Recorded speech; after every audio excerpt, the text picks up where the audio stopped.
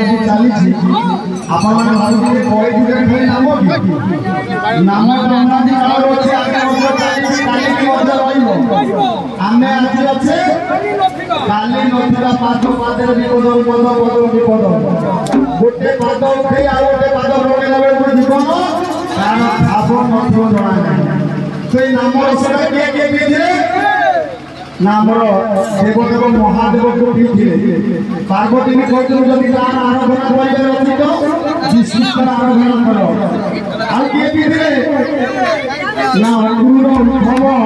नारद मुनि केते केते ऋषि मुनि माने नाम रस पालन करते तो चित्र लिखा जेउ नाम पीथिले कासिती को